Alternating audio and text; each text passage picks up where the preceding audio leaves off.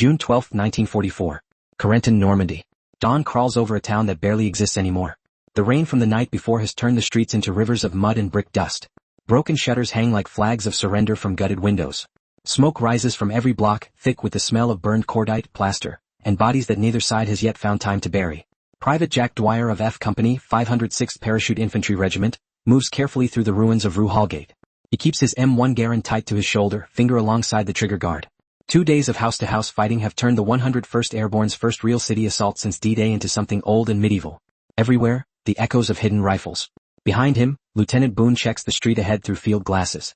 Church Tower, 11 o'clock. The Church of St. Patern, gray, scarred, but still standing. Its steeple pierces the mist, slate shingles cracked open like scales.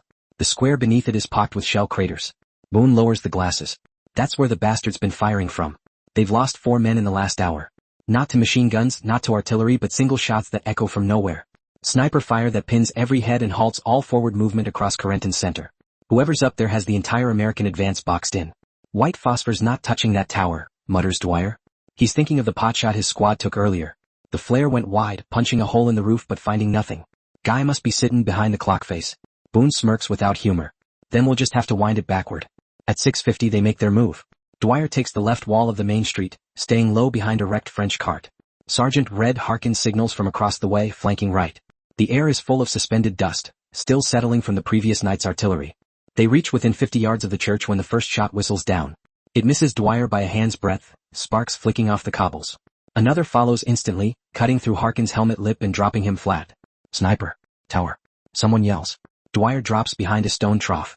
His eyes track up, following the ancient stones to the jagged window slit halfway up the spire. Through a blink of light, there, a flash of glass and muzzle smoke. He levels his rifle and fires, but the bullet buries itself halfway up the wall. Down the line others return fire. Thompson's chatter, Garand's crack, carbine rounds chip stone and tear plaster from the tower's side. Still the sniper fires, methodical, unhurried. Each report is perfectly spaced, 1-2, like the rhythm of a metronome in the street's chaos. Lieutenant Boone orders his radio man to contact HQ. We need armor. That church is eating men alive. The reply comes thin over static. Shermans are rolling from St. Comite 10 minutes. 10 minutes might as well mean forever. Another paratrooper, Corporal Matt Leonard, tries for the open square, sprinting across the cratered street to toss a grenade through the nave door. He barely makes it halfway before a 7.92mm round punches through his chest. He folds mid-stride, the grenade spinning loose, detonating harmlessly by a fountain already shattered. Pinned again. No one speaks above whisper. Inside the church, high above the nave, the sniper reloads carefully. His name is Lieutenant Karl Muller, 6th Fallschirmjäger Regiment, one of Rommel's airborne veterans, left behind to buy time. He sits wedged between the steeple beams, scoped carabiner 98K resting on a sandbag. His world has narrowed to crosshairs and the smell of spent powder. He can hear the American shouts below, each one closer but not quite close enough. Müller exhales.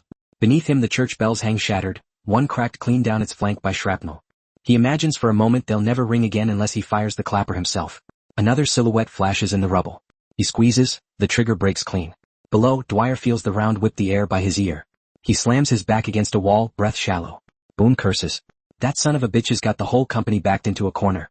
At that instant the rumble comes, low, distant, but unmistakable. The ground trembles. To the east, 2 olive-drab Shermans appear behind a haze of gray smoke, engine exhaust curling skyward. The lead tank is from the 2nd Armored Division, its name, Georgia Peach, painted in chalk. Dwyer grins despite the ringing in his ears. About time the heavy boys showed up. Boone raises the radio handset. Direct fire on that church steeple. You'll see the flash from his rifle soon enough. The tank commander inside Georgia Peach acknowledges. Roger, eyes on spire. Through a smear of soot on his periscope, he sights the tower. There, one glint near the broken clock. He steadies the turret traverse handle. The gunner's voice inside the hall. He loaded.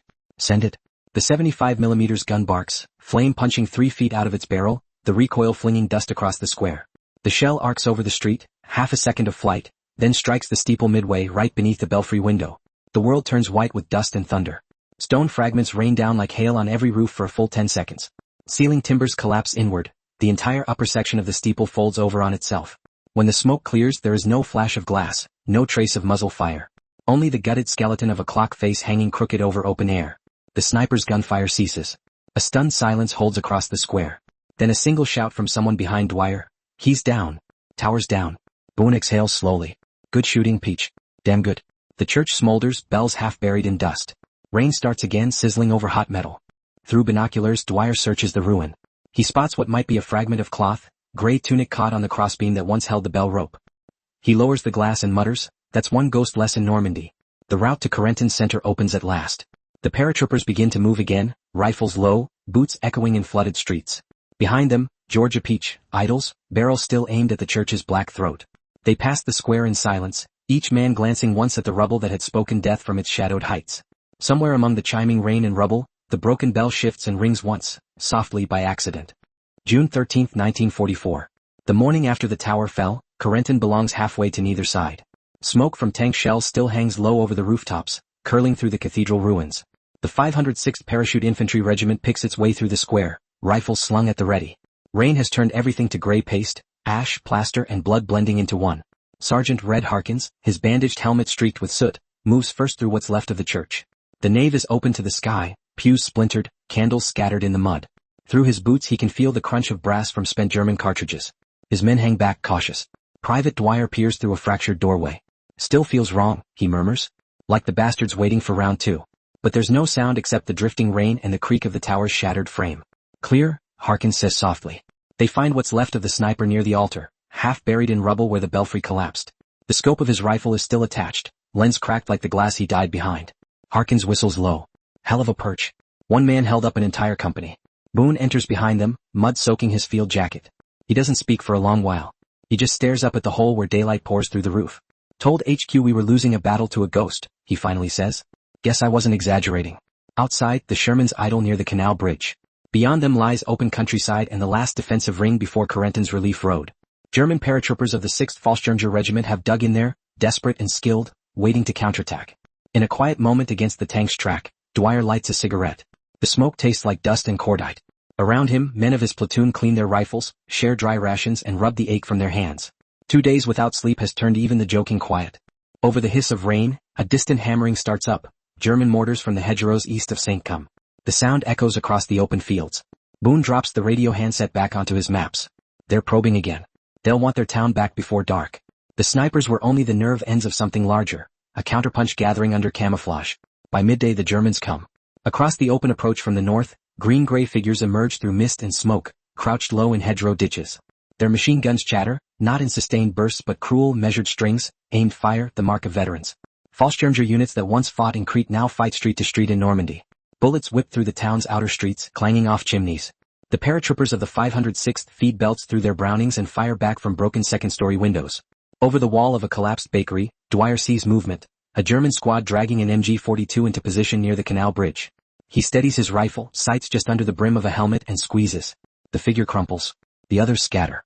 10 seconds later, the Sherman Georgia Peach, the same tank that silenced the church tower, swivels its turret and roars.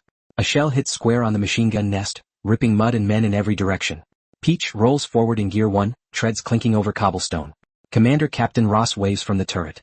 "Keep with us, Airborne." "Wouldn't dream of Lag Jin," yells Boone from across the street. The fight swells into the open fields outside town. Mortar fire arcs between hedgerows, churning up wet soil. German half-tracks appear briefly on the causeway, red tracers streaking from their mounts, but with no cover they fall easy prey to tank fire. For an hour the contest seesaws. Americans push out from Carentan's edge, Germans push back to the ditches. Dwyer finds himself firing almost blind into showers of leaf and mud. He shouts for fresh clips, eyes stinging. They just keep coming. "Hold fast." Boone's voice cuts through. "We give ground, they've got the road to the beaches." The paratroopers hold. Every doorway becomes a foxhole, every shattered wall a fortress. The town, once a ruin, becomes a trap for those trying to retake it. Late afternoon the German attack falters. Tanks of the 2nd Armor clatter across the bridge, their tracks flattening wreckage and bodies alike. Overhead, the distant growl of P-47s marking friendly territory builds until the Luftwaffe's answer can no longer rise. By sunset, the shooting dwindles to sporadic cracks. The paratroopers stay low, fingers aching from trigger bite. Boone limps back toward the square, where the broken church smokes against the scarlet light.